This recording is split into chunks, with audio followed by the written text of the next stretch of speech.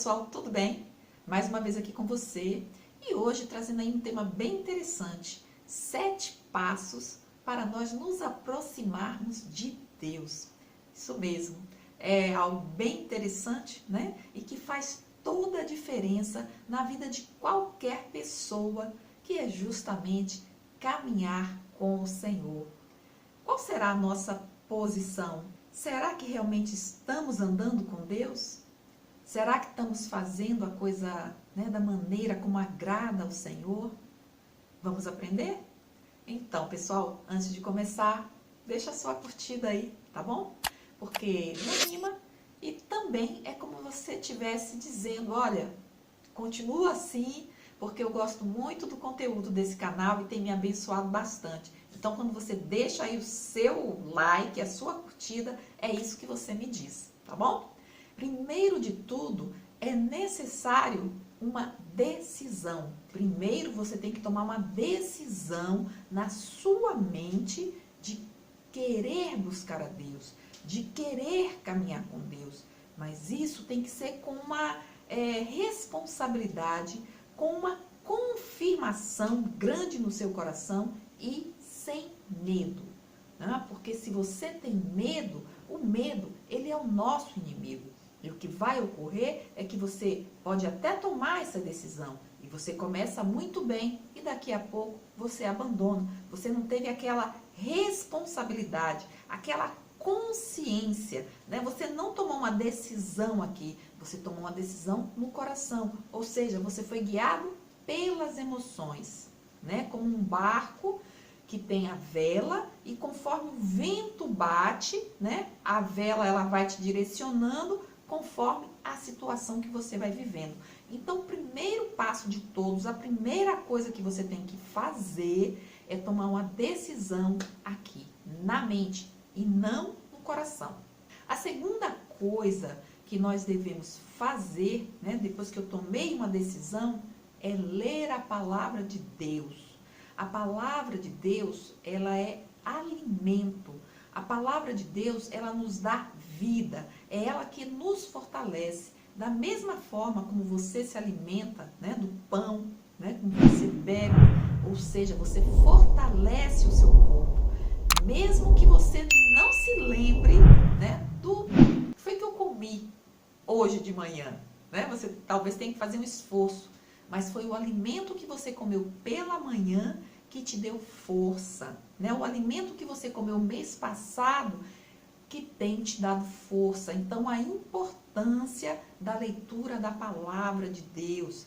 Lá em Isaías 55, nós lemos justamente que o Senhor diz que a palavra dele não volta vazia. E é interessante que lá nesse texto de Isaías 55, ele faz uma comparação à chuva e à neve. Veja, da mesma forma que a chuva e a neve cai na terra e não volta para o céu sem que cumpra, né, o seu propósito, né, que é justamente regar a terra, fazer o grão, né, a semente frutificar, para que dê alimento, para que dê o pão. Da mesma forma, a palavra de Deus, essa palavra só volta para o Senhor depois que ela cumprir o seu propósito. E o propósito de Deus é justamente fortalecer os corações, é nos encher de fé. Lá em Romanos 10 diz também que a nossa fé vem pelo ouvir a palavra de Deus. Então, essa importância de você ter esse contato com a palavra do Senhor é de suma importância, porque é a palavra de Deus quem nos deixa firmes, quem nos deixa de pé, quem nos deixa fortes para enfrentar todas as dificuldades, as provações, as tentações, é a palavra de Deus. Então, da mesma forma que o pão nos fortalece, né, o físico, a palavra de Deus fortalece o nosso espiritual, a nossa fé. A terceira coisa é orar, exatamente, a oração. Porque o que é orar? Orar é conversar com o Senhor. O próprio Jesus ensinou seus discípulos, né, a orar.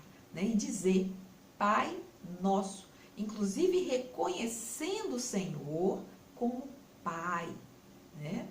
Então, essa é a importância da oração na vida de uma pessoa. Veja que você tomou uma decisão, você começou a ler a palavra e se fortalecer, e você agora vai conversar com Deus, porque a palavra conversa com você. E a oração é você que conversa com o Pai, é você que conversa com o Senhor, e o Senhor escuta. A palavra você escuta, a oração o Senhor escuta. Né? Então, essa importância de você desenvolver essa relação pai e filho. Né? O próprio Jesus, quando esteve aqui, se você observar todos os seus passos, tudo que o Senhor Jesus desenvolvia, todos os seus projetos, cada, ocasião da sua vida, o Senhor sempre tinha o seu momento de oração, de conversar com o Pai. E ele passava ali horas, né, se desenvolvendo em oração, em conversa, em relacionamento. E é justamente a mesma coisa, né? Aquela pessoa, pensa aí, aquela pessoa que você ama conversar, tá? Aquela pessoa que você olha nos olhos, né? E você pensa, poxa, eu amo conversar com ela, eu amo conversar com ele, poxa, me acrescenta, me abençoa, é maravilhoso. A mesma forma, a oração, quanto mais você ora, mais prazer você tem nesse relacionamento com Deus, nessa intimidade com o Senhor. A quarta coisa é justamente porque, veja, você começou um relacionamento com o Pai, né? Então, essa questão agora do quarto passo, que é o arrependimento, veja que ele poderia até estar lá no início, né? Porque você tomou uma decisão, e quando você toma essa decisão, você está se arrependendo e você está dizendo, Senhor, eu quero ter uma relação contigo, né? Mas digamos que a partir de todo esse desenrolar, né? De todo esse desenvolvimento nessa relação, às vezes você falha, às vezes eu erro, né? Eu peco, e a minha relação com Deus depende muito da minha ou da minha consciência, do meu arrependimento, do meu, eu não posso ficar nesse lugar, né? Eu não posso ficar nessa situação em que eu vou, né, tendo conhecimento de um pecado e, deixar ele passar. Aí você abre o armário, enfia ele lá dentro, né, levanta o tapete, né, joga lá para dentro, como se Deus não estivesse vendo. Só que Deus sabe. Lembra quando Caim matou Abel? Veja, Deus apareceu para Caim e perguntou, onde está o seu irmão? Ele sabia. E ali naquele momento, aquele relacionamento entre Deus e Caim, porque eles eram, né, conversavam, naquele momento ficou desproporcional, não existia mais relacionamento. Ele dá uma resposta não muito boa, porque ele está ocultando o seu pecado. Né? Quando ele diz, eu acaso sou o guardador do meu irmão, eu tenho que saber onde ele está, é óbvio que ele sabia o que ele fez, Deus sabia o que ele fez. Seria muito mais interessante se houvesse uma confissão, né? Tudo bem que temos Adão aí e Eva, também pecaram. Só que quando Deus também aparece para eles e pergunta e faz colocações, eles, né? Tudo bem que eles não assumem, né, a culpa deles, né? Eles vão culpando os outros. Mas o que eu quero dizer com isso, por que se arrepender? Porque você sabe, eu sei do meu pecado, mas quanto mais eu escondo, acho que estou escondendo de Deus, porque nós não escondemos nada do Senhor. Não tem nada que esteja oculto aos olhos do Pai. Então, quer dizer, o que ocorre é que nós ficamos com a nossa relação quebrada.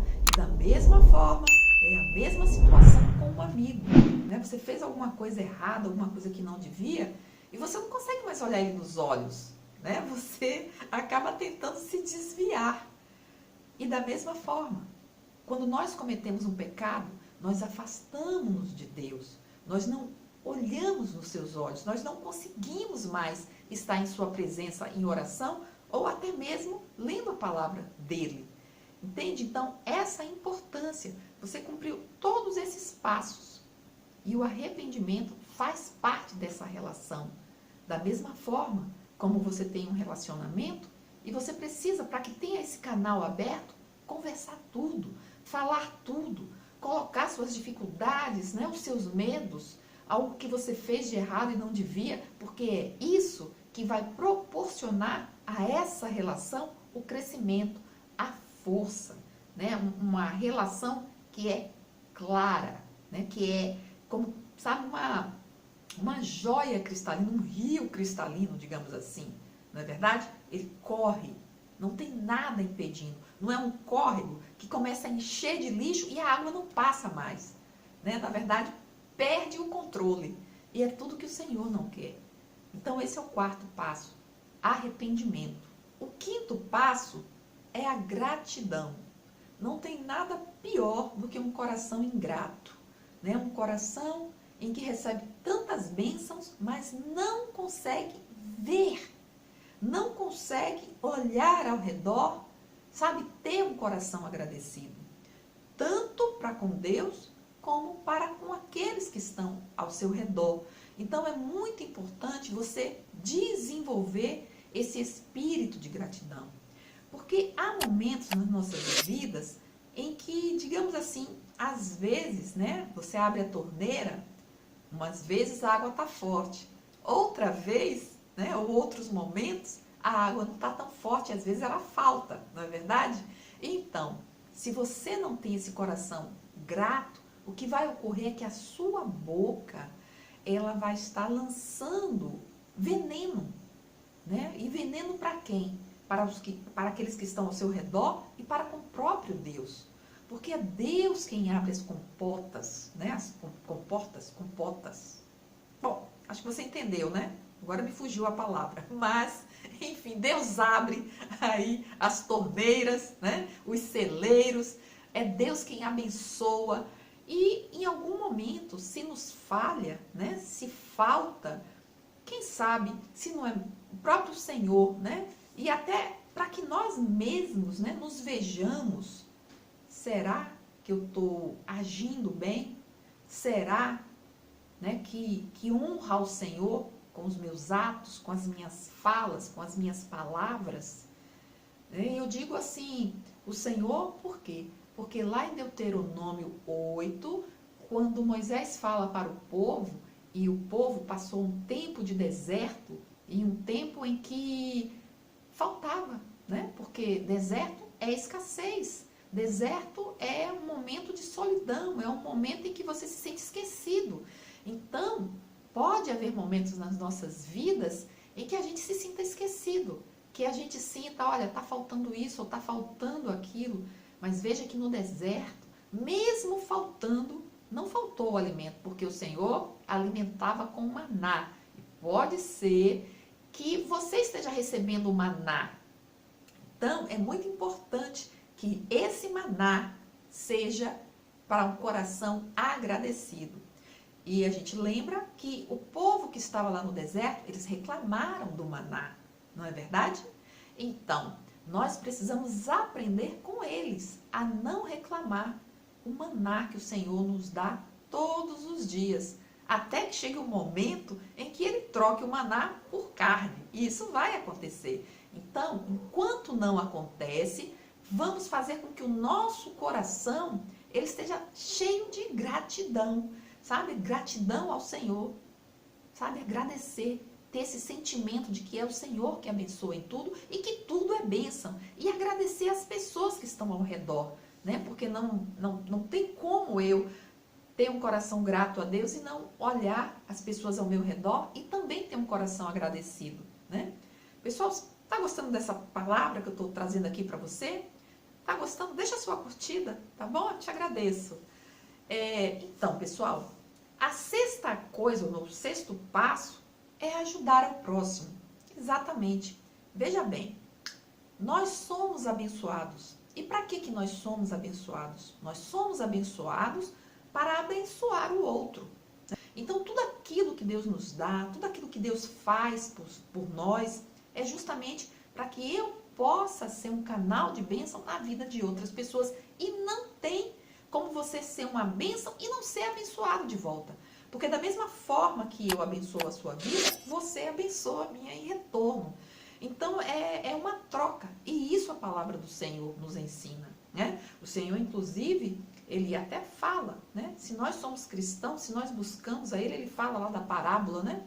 Do bom samaritano, né? Da importância de olhar a necessidade do outro, de socorrer o outro, de abençoar o outro, de amar o outro, de tentar suprir as necessidades do outro. Então, isso é algo que me cabe a mim. Quando você faz tudo isso que eu já coloquei, todos esses passos, e você então coloca um pouco de você para abençoar o outro, você é abençoado, você é fortalecido, né? Você é reconhecido como filho de Deus. E por último não desista. Não desista. Por quê? Muitos já desistiram. Muitos cristãos que estão afastados da palavra do Senhor, muitos cristãos que estão afastados de Deus, muitos cristãos estão simplesmente vivendo de migalhas, muitos cristãos não conseguem, ver o movimento de Deus no mundo, não conseguem enxergar, lembrar, às vezes talvez assim, como uma névoa, eles consigam até lembrar do tempo, como Davi dizia, né? Senhor, que saudade do tempo que eu andava, que eu estava na tua casa. Mas aí é outra situação. Bem, muitos cristãos há que não recordam mais, né? E que não entendem. E se vê um cristão adorando ao Senhor, falando das maravilhas de Deus, não conseguem compreender. Ou então ficam questionando, como é que estão vendo? Como é que conseguem enxergar isso? Como é que ele ou ela consegue enxergar e eu não consigo? É porque falta essa comunhão, falta essa experiência de intimidade com Deus, né? Falta esse tempo que você, não é uma perda de tempo, é um ganho de tempo, né? Então, não desista, porque tudo isso que foi falado aqui, né? A importância de você tomar uma decisão, de você começar a ler a palavra do Senhor, de você começar a estudar essa palavra, a orar, de você se arrepender, de você ter um coração agradecido, de você ajudar o próximo. Então, tudo isso pode ser que passe por sua cabeça em algum momento, por alguma luta, que você, né, se veja assim enfraquecido e, de repente, você, comece pouco a pouco a se afastar. Então, lembre dessa palavra. Eu me recordo que quando eu me converti, uma pessoa, eu era muito alegre, eu acho que eu sou alegre, eu sou alegre até hoje, porque eu sei o que Jesus fez na minha vida e eu peço ao Senhor, Senhor, não me larga, não me larga, porque mesmo que a minha mão solte, me segura a minha mão, me deixa aí não. Essa é a oração que eu faço sempre para Deus, né? Porque qualquer um pode cair, qualquer um pode se afastar. E eu me lembro que um amigo meu, cristão, num culto, né? E eu só tinha 6 meses de convertida. Pense aí, né? O gás. E aí aí ele pegou e falou para mim: você é muito feliz, você é muito alegre, esse seu ânimo todo, esse seu amor à palavra, isso é coisa de novo convertido. Foi o que ele falou. Você vai ver, vai passar 6 meses aí, isso vai acabar. Eu olhei assim para ele e falei assim: você tá louco? Mas não vai acabar mesmo, porque eu sei o que Jesus fez na minha vida. Bom, gente, eu já tenho mais de 30 anos, né, de convertida. E veja, Jesus é tudo para mim. Eu espero que ele seja, a mesma coisa que ele é para mim, que para você seja muito até mais, né? Mas o que eu digo sempre para o Senhor e para todas as pessoas, eu não sei viver sem Jesus, né? Como Jesus, né? Ele ora, ele fala assim: Pai nosso que estás nos céus, né? Santificado seja o teu nome, venha a nós o teu reino. Veja bem, quando ele ensina essa oração, é alguém pedindo, né? Pai nosso que estás nos céus, venha a nós, né? Santificado seja o teu nome, venha a nós. Quer dizer, você está pedindo algo. E quem pede é aquele que necessita de algo, que precisa de algo, né? Você está pedindo ao Pai, você está orando. A oração, né? Basicamente, esse diálogo, essa conversa e essa oração que o Senhor Jesus ensina, né? Não é que você vai estar rezando e rezar e repetir, não é isso. né? É a sua relação com Deus, é você enxergar Deus como Pai. Ele não é pai de um, ele é pai de todos, é o Pai nosso, né? Ele está no céu, ele é santificado da mesma forma que ele é. Eu também tenho que buscar essa santificação na minha vida. Então, por isso que eu estou te falando. Eu me reconheço como uma pessoa realmente necessitada. E é essa a ideia que nós cristãos precisamos ter. Quando você se vê necessitado, olha, eu não sou autossuficiente, eu preciso sim de Deus. Eu preciso sim caminhar com o Senhor. Eu preciso sim dar um passo e saber que Jesus está do meu lado, porque senão eu não sou nada. Né? Como Jesus disse, sem mim nada podeis fazer. Não é isso? Está lá em João 15. Então, essa palavra é Jesus quem está falando. E eu me apodero dela. Eu digo, Senhor, é assim que eu me vejo. É assim que eu sou. Eu não sou nada sem ti. Então, pessoal, não desista. Não desista. Se tem esses amigos que estão na igreja e estão com essa palavra para você, está repreendida em nome de Jesus. Eu espero que esse amigo que falou isso para mim, que hoje ele esteja realmente firme com o Senhor, sabe? Que ele não tenha sido aquele cristão superficial, aquele que não sabia nem o que estava fazendo ali. Muitos estão perdidos, muitos estão, sabe, sem lembrar de quem é Deus. Mas eu falo para você hoje, se você está escutando, né? De repente você parou aí para escutar essa palavra e você é um desses. Não precisa nem falar nada, tá? Mas a primeira coisa, arrependa-se. O Senhor está com seus ouvidos abertos. Ele não está com o ouvido fechado e não está com a mão encolhida. Ele está com a mão estendida para você. Tudo que Ele quer é que você se arrependa, né, daquele seu primeiro amor e que você volte para Ele. Né, que você abrace ao Pai, né, o seu Pai, que está esperando, como, sabe, o filho pródigo que saiu. E quando a gente fala do filho pródigo, aquele, né, gastou todo o dinheiro, mas veio uma miséria, né? Não é que você tem que estar numa miséria, não. Você pode estar até muito bem de vida, mas todo homem que não está com Jesus está em miséria. Ele pode ser o homem mais rico do mundo, mas sem Jesus ele está em miséria. E não sou eu também que digo não, é a palavra do Senhor. Porque a palavra do Senhor diz, pobre homem miserável, hoje pedirão a sua alma. Né? E o que você tem para dar? Você juntou todos os tesouros aí nesse celeiro. E aí, você é um pobre, você é um nu, você é um miserável. Como fala lá em Apocalipse, da mesma forma. Então, o que nos dá, o que nos faz ser ricos, é andar com Jesus. Então, é isso que eu te falo, a você que me ouve nesse momento. E peço ainda para você, compartilhe essa palavra com alguém, né? Para que o Senhor possa usar a minha palavra, ela não volta vazia.